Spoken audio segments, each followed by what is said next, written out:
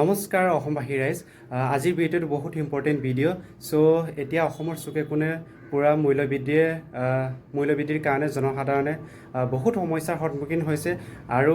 যোৱাকালি মই নিউজত চাইছিলোঁ যে অসমৰ বিধানসভাৰ এজন বিধায়ক পীযুষ হাজৰিকা নামৰ বিধায়কজনে বিধানসভাত মন্তব্য কৰিছিলে চ' এই মন্তব্যটো বহুত গৰিহণাযোগ্য দীক্ষা দিবলগীয়া মন্তব্য চ' তেখেতে কৈছে যে যুদ্ধৰ কাৰণে মূল্যবৃদ্ধি হৈছে ঠিক আছে আমিও গম পাইছোঁ যে কোনকেইটা বস্তু যুদ্ধৰ কাৰণে কোনকেইটা বস্তু মূল্যবৃদ্ধি হ'ব পাৰে যেনেকৈ পেট্ৰল ডিজেল বা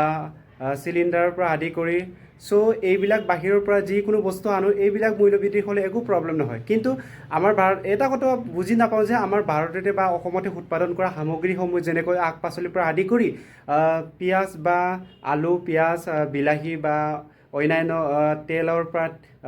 মিঠাতেলৰ পৰা ধৰি দাইলৰ পৰা ধৰি আমাৰ ইণ্ডিয়াতে উৎপাদন হয় আমাৰ অসমতে উৎপাদন হয় এইবিলাক সামগ্ৰী কেনেকৈ মূল্যবৃদ্ধি কৰিব লাগে কিয় মূল্যবৃদ্ধি কৰিব লাগে এইখন চৰকাৰখনক বুজি পোৱাটো উচিত যে যুদ্ধৰ নামত তেখেতসকলে ব্যৱসায়ীসকলৰ পৰা বহুত টেক্স সংগ্ৰহ কৰাৰ কাৰণে এতিয়া ব্যৱসায়ীসকলক ক'ব নোৱাৰা অৱস্থা হৈছে তেখেতসকলে চ' আমি জনসাধাৰণ সকলে বুজি পোৱাটো উচিত যে সজাগ হোৱাটো উচিত যে আমি কেতিয়াও মানি ল'ব নোৱাৰোঁ যিকোনো বস্তু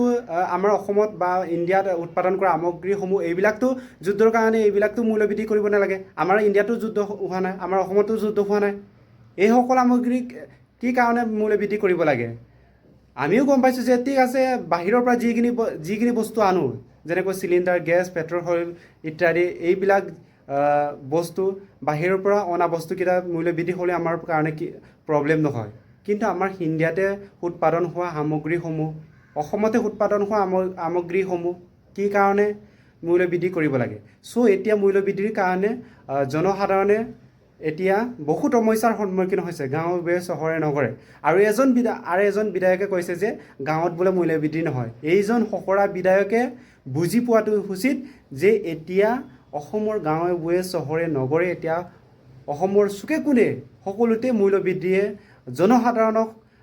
জনসাধাৰণক মৃত্যুমুখত ঠেলি দিয়া নিচিনা যেন লাগিছে এইখন চৰকাৰখনে চ' জনসাধাৰণে বুজি পোৱাটো উচিত আমাৰ জনসাধাৰণে সজাগ হোৱাটো উচিত চৰকাৰে সেনেকৈ কৰাটো আমি কেতিয়াও মানি ল'ব নোৱাৰোঁ আমি সংগ্ৰাম কৰিব লাগিব মূল্যবৃদ্ধিৰ কাৰণে আমি ৰাজপথত ওলাই আহিব লাগিব তেতিয়াহে অসম চৰকাৰে আমাৰ কথা মানিব নহ'লে এইখন চৰকাৰখনে কয় যে আমি খিলঞ্জীয়াৰ জনসাধাৰণৰ কাৰণে কাম কৰোঁ বা অসমৰ জনসাধাৰণৰ কাৰণে কাম কৰি বুলি কয় কিন্তু 1250 টকা অৰুণোদয় দিয়াৰ নামত অসম চৰকাৰে জনসাধাৰণৰ পৰা বহুত টকা লুটি লৈ গৈছে কিয়নো সকলো ক্ষেত্ৰতে টেক্স লগাই দিছে চ' চৰকাৰে টেক্স পাইছে আৰু ব্যৱসায়ীসকলক কি কাৰণে ক'ব সিহঁতেতো ক'ব নোৱাৰে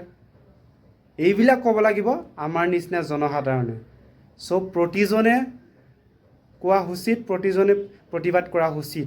কিছুমান বিধায়কক গৰু বা গাদৰ লগত তুলনা কৰিবলগীয়া বিধায়ক কিছুমানে আছে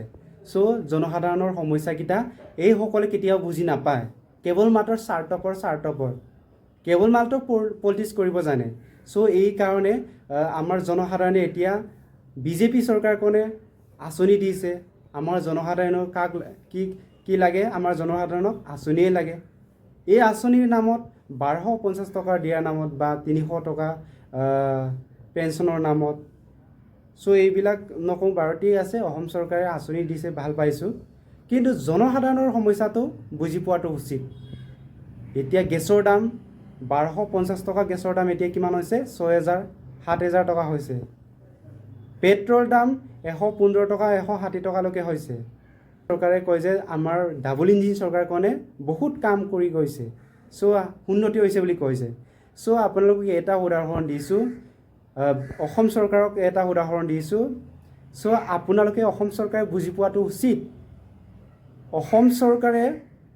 তামিলনাডু চৰকাৰৰ নিচিনাকৈ আপোনালোকে কৰক এতিয়া বিজয় তালাপতিয়ে কি কৰিছে জানা বিজয় তালাপতিৰ নিচিনাকৈ কৰক আপোনালোকৰ অসম চৰকাৰখনে এতিয়া তামিলনাডুত কোনো ধৰণৰ মূল্যবৃদ্ধি 1 টকাও হোৱা নাই কেৱল মাত্ৰ তেল পেট্ৰল ডিজেল চিলিণ্ডাৰ এইবিলাকত হৈছে কিন্তু বেলেগ শাক পাচলি বা অন্যান্য বস্তুত 1 টকাও বৃদ্ধি হোৱা নাই এতিয়া মূল্য বৃদ্ধি হোৱা নাই চ' আপোনালোকে বুজি পোৱাটো উচিত অসম চৰকাৰখনে চ' আমাৰ জনজাতি বা আমাৰ জনসাধাৰণৰ কাৰণে আপোনালোকে কাম কৰিছে, ঠিক আছে, আমি ভাল পাইছোঁ। কিন্তু জনসাধাৰণক বুজি পোৱাটো উচিত যে জনসাধাৰণে ইমান বৃদ্ধি হ'লে, মূল্য বৃদ্ধি হ'লে কিনিব পাৰিব নাই, এইকেইটা আপোনালোকে বুজি পাব লাগিব। তেতিয়াহে আমি জনসাধাৰণে তেতিয়াহে আপোনালোকক ছাপোৰ্ট কৰি থাকিব। চ' ইয়াকে কৈ মই সকলোকে অনুৰোধ জনাইছোঁ, সকলো নাগৰিকে, সকলো জনসাধাৰণে সজাগ হোৱাটো উচিত। চৰকাৰখনক মুখলৈ চাই থাকিব নালাগে। চ' চৰকাৰে যি কয় এইটো মানিব লাগিম, এইটো নহয়। আমি কেতিয়াও মানি ল'ব নোৱাৰোঁ। এতিয়া অসমত চুকে কোণে পূৰা মূল্য বৃদ্ধি হৈছে। চ' সকলো জনসাধাৰণে বুজি পোৱাটো উচিত, সজাগ হওক,